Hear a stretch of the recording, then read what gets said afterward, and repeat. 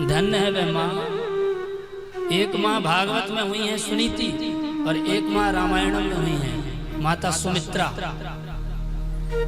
जिसकी सुंदर नीति हो वही सुनीति है और जीव मात्र का जो सुंदर मित्र हो वही सुमित्रा है।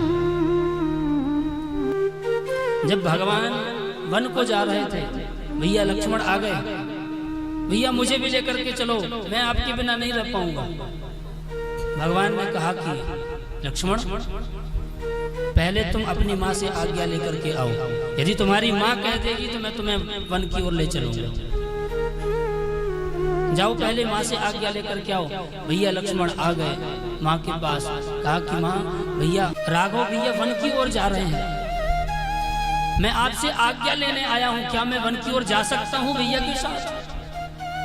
सुमित्रा मैया ने कहा कि अरे लक्ष्मण, अरे पुत्र, अरे तात, तुमसे चूक हो गई।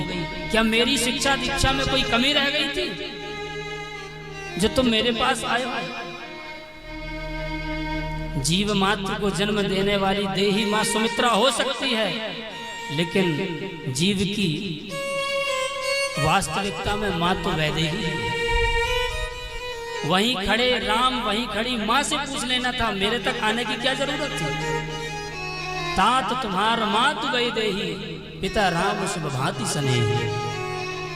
हे तात, माँ जानकी ही तुम्हारी माँ है, जीव मात्र की माँ तो जानकी है, उनसे पूछ लेना था। और भगवान राम वन की ओर क्यों जा रहे हैं, क्या हेतु है?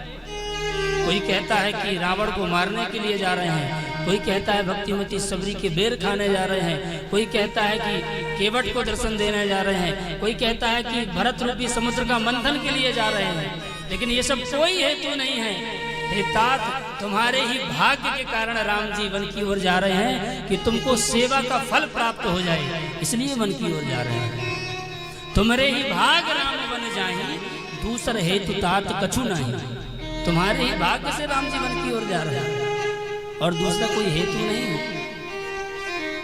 इसलिए जाओ। और धन्य है वो माँ, माता सुनीति ने अपने पुत्र को भगवान की शरण में लगा दिया।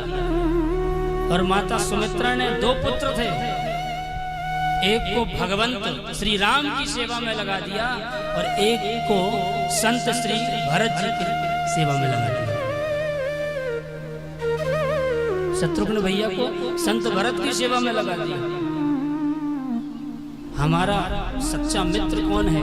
कहा जो हमें भगवान के चरणों में लगा दे, जो भगवान की आराधना करना सिखाए, जो भगवान तक हमें पहुंचाए, वही जीव मात्र का सबसे सुंदर मित्र है।